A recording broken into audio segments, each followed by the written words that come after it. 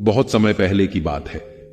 एक छोटे से राज्य में एक बौद्ध भिक्षु रहा करते थे। सभी जगहों पर उनके ज्ञान के बहुत ही चर्चे थे। होते भी क्यों नहीं, वो बहुत बड़े ज्ञानी थे।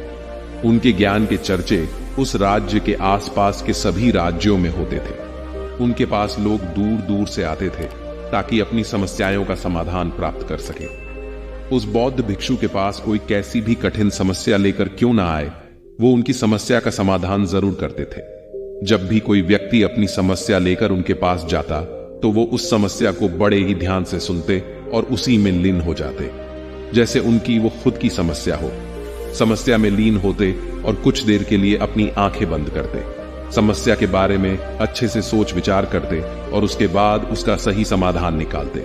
ऐसे में कई लोग उनके बारे में ये सोचते थे कि उनके पास कोई चमत्कारित शक्तियां हैं, तो कोई कहता दिव्य दृष्टि है, जिससे वो समाधान पूछते हैं और उसके बाद हमें बताते हैं। एक बार एक व्यक्ति ने उनसे यह पूछ ही लिया, क्या आपके पास कोई अद्भुत शक्तियां हैं या कोई दिव्य दृष्टि, जिससे आप हमारी किसी भी समस्या का समाधान देख पाते हैं या फिर पूछकर बताते हैं।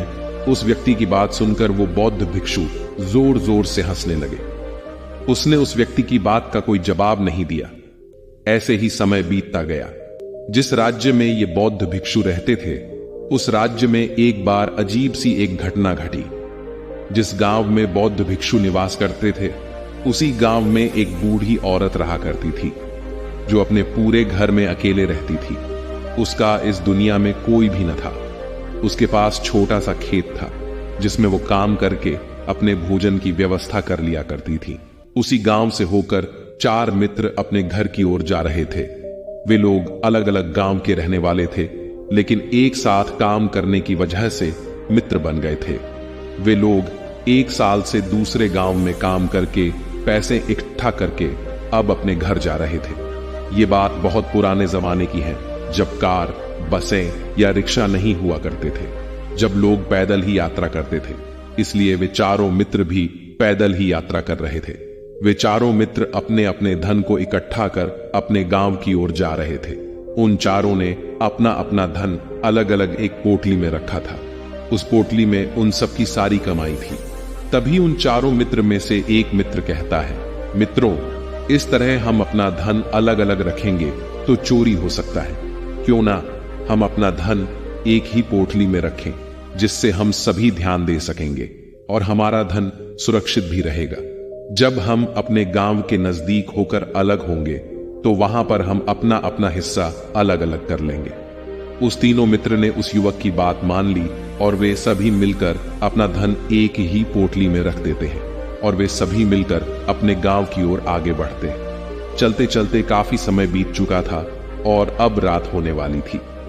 तभी आगे बढ़ते हुए उन्हें एक घर दिखाई दिया, जहां पर वो अकेली बूढ़ी औरत रह रही थी। रात्रि का समय भी हो चुका था और इन चारों मित्रों को ठहरने के लिए कोई जगह भी चाहिए थी। इस पर वे चारों ने मिलकर योजना बनाई कि वे इसी घर में रात बिताएंगे। उन चारों लोगों ने उस घर की ओर बढ़ते हुए दरवाजा खटखटाया। तब वो बूढ़ी औरत ने दरवाजा खोला। उन मित्रों में से एक ने हाथ जोड़कर कहा, माताजी, हम अपने गांव की ओर जा रहे हैं, लेकिन रात हो गई है और हम इतनी रात में सफर नहीं कर सकते। हमारी आपसे विनती है कि आप हमें एक रात यहां ठहरने की अनुमति दें। सुबह होते ही हम चले जाएंगे। बहुत सोच विचार करने के बाद बूढ़ी औरत कहती है, ठीक है, तुम सभी आज रात के लिए यहां पर रुक सकते हो। बूढ़ी औरत ने सबके लिए खाना बनाया और उन्हें पेट भरकर खिला दिया। इसके बाद उन मित्रों ने धन की पोटली उस बूढ़ी औरत के हाथ में थमा दी और कहा, माताजी, इस पोटली में हमारी साल भर की कमाई है।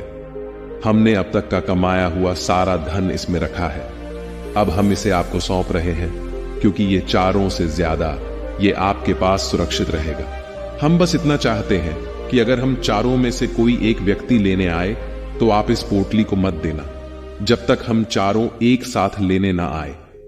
तब वो बूढ़ी औरत कहती है, ठीक है बेटा, जब तुम चारों एक साथ मेरे पास इस पोटली को लेने आओगे, तभी इस पोटली को मैं दूंगी।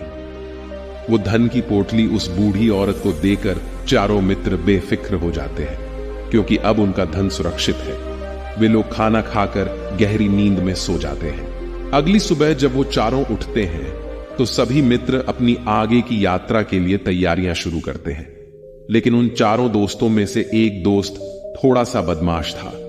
वो अपने उन मित्रों से कहता है, भाइयों, इस बूढ़ी औरत ने हमारी रात भर खातिरदारी की है, हमें भोजन कराया है, सोने के लिए अच्छे बिस्तर दिया, रात को सर ढकने के लिए छत दी है। उनके लिए हमने अब तक कुछ नहीं किया। वो बूढ़ी औरत अकेले ही खेतों में काम कर रही है। क्या हम सभी यहां से जाने से पहले बूढ़ी औरत की थोड़ी सी मदद नहीं कर सकते? उस बदमाश दोस्त ने मन ही मन ये योजना बना ली थी कि वो किसी न किसी तरह से उस बुढ़िया से पोटली हासिल करके ही रहेगा। बाकी के तीनों मित्र उसकी बातों में आ जाते हैं और वे सभी मिलकर उस बुढ़िया की मदद करने के लिए खेतों में काम करने के लिए चल पड़ते हैं। वे सभी मिलकर खेतों में काम कर रहे थे। काफी देर काम करने के बाद वो बदमाश दोस्त अपने बाकी तीनों मित्रों से कहता है, मित्रों, मुझे जोरों की प्यास लग गई है, मैं जरा उस बूढ़ी औरत से पानी मांग कर लाता हूं। वो बाकी मित्र भी अब काफी थक चुके थे, उन्हें भी जोरों की प्यास लगी थी, इसलिए वो तीनों मित्र उसे वहां से जाने के लिए कह देते हैं, साथ में पानी लाने को कहते हैं। जैसे ही वो बदमाश दोस्त उस बूढ़ी औरत के पास पहुंचता है तो उस बूढ़ी औरत से कहता है, माता जी, अब हम यहां से जा रहे हैं, कृपया करके हमारे धन की पोटली वापस दे दे। इस पर वो औरत कहती है, नहीं नहीं, जब तक तुम चारों एक साथ ना हो तब तक मैं वो पोटली किसी को नहीं दे सकती। तुम ही ने कहा था कि जब तक हम चारों एक साथ ना हो तब तक ये पोटली किसी को नहीं देनी है। तभी वो बदमाश उन तीनों की तरफ इशारा करते हुए कहता है, ठीक है, तो बाकी के तीनों मित्रों से भी पूछ लेते हैं। बदमाश मित्र का इशारा जब उन तीनों मित्रों ने देखा तो उन तीनों ने सोचा कि हमारा मित्र हमारे लिए पानी लाना चाहता है, इसलिए वो हमसे आज्ञा मांग रहा है। तभी उन तीनों मित्रों ने इशारे में कहा, ठीक है, ले आओ। ये देख, उस बुढ़िया को ये लगा कि अब चारों यहां से जा रहे हैं और ये अपनी पोटली मांग रहे हैं, इसलिए बुढ़िया ने पोटली लाकर उस बदमाश दोस्त के हाथ में रख दी। उस बदमाश दोस्त ने पोटली को हाथ में रखा और पीछे के रास्ते से वहां से चला गया। बाकी के तीन मित्र अभी भी कामों में व्यस्त थे। कुछ देर बाद जब वो खेतों में काम करके बुढ़िया के पास लौटते हैं और बुढ़िया से कहते हैं, माताजी, हमारा मित्र अभी पानी लेने के लिए आया था, कहां गया? इस पर वह बुढ़िया कहती है, वो पानी पीने आया था, पर वो तो कह रहा था कि हम चारों जा रहे हैं, कृपया करके हमारी धन की पोटली हमें थमा दे।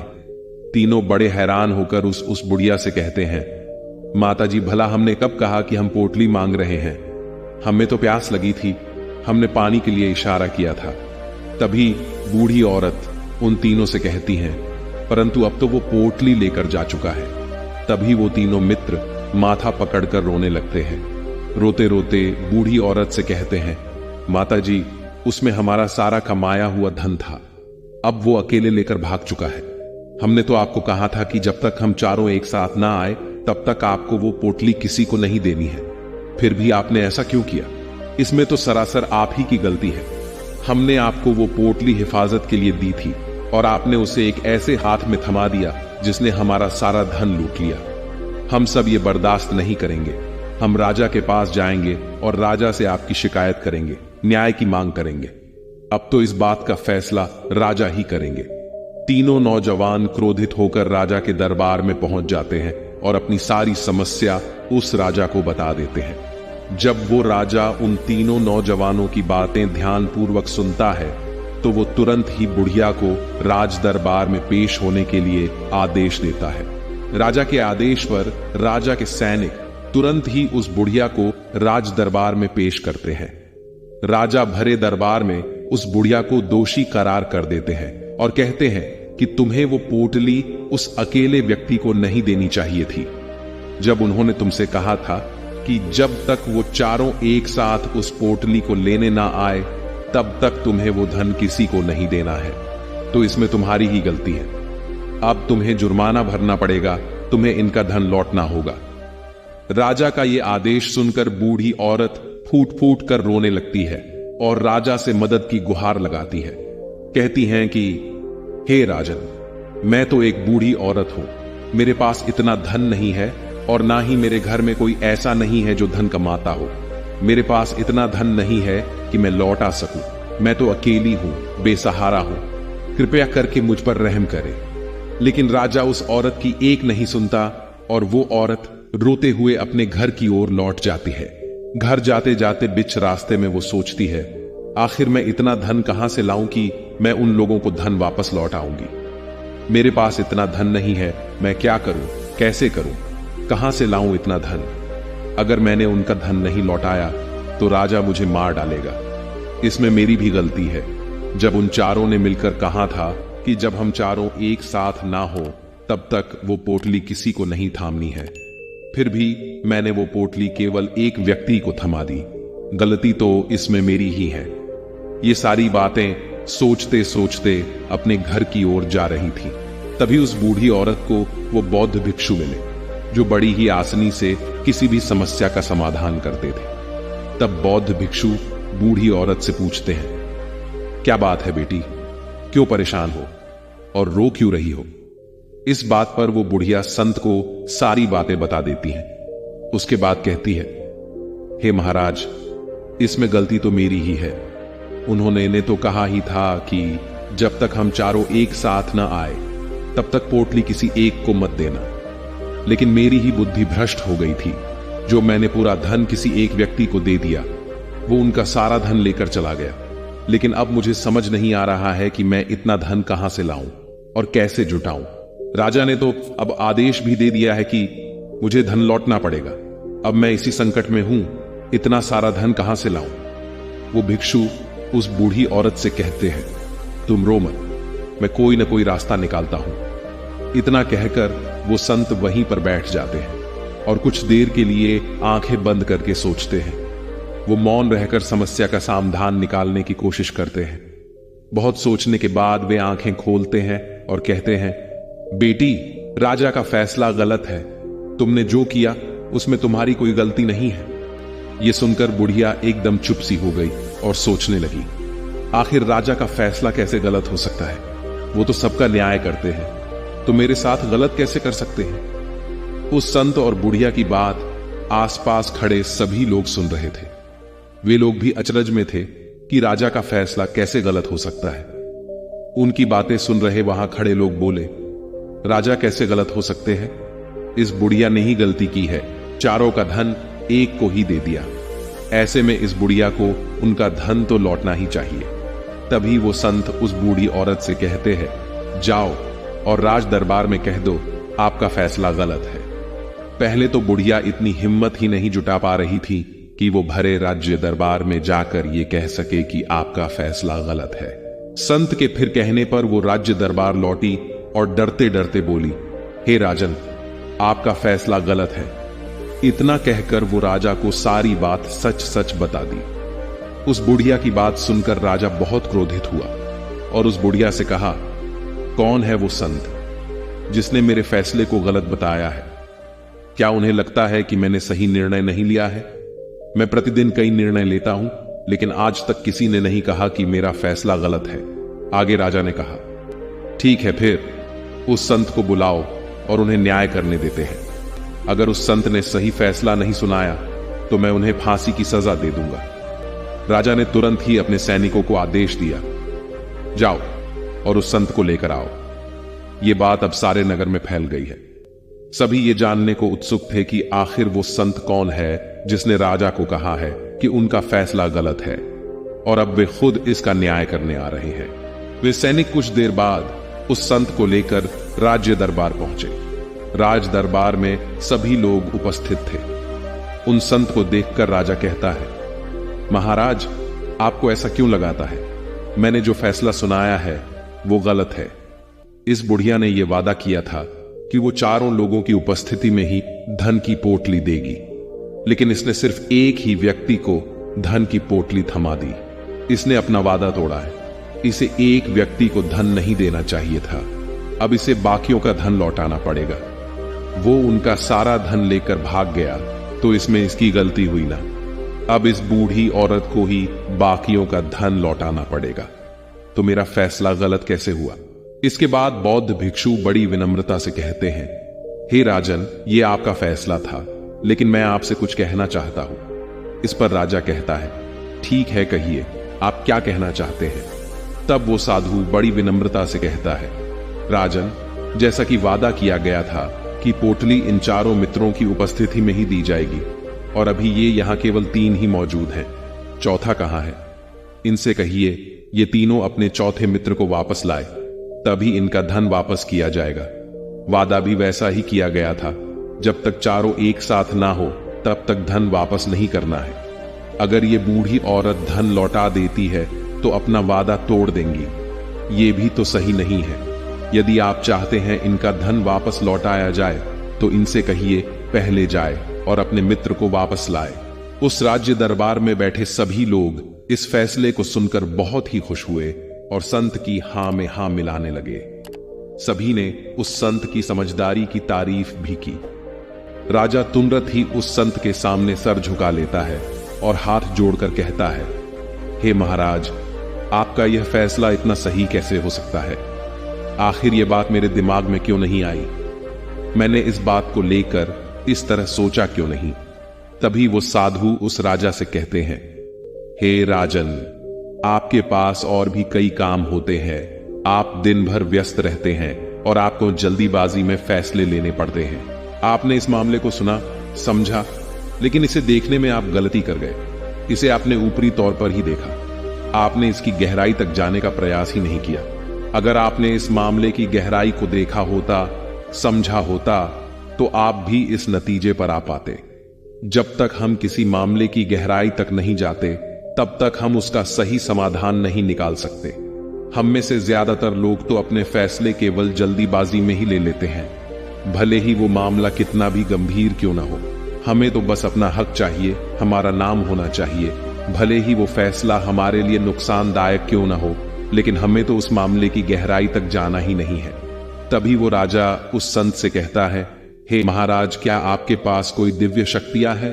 क्या आपके पास कोई ऐसी चमत्कारी शक्तियां हैं जिससे आप सवाल करते हैं और वो आपको उसका समाधान बताती है, जिसके कारण आप सही फैसला ले पाते हैं?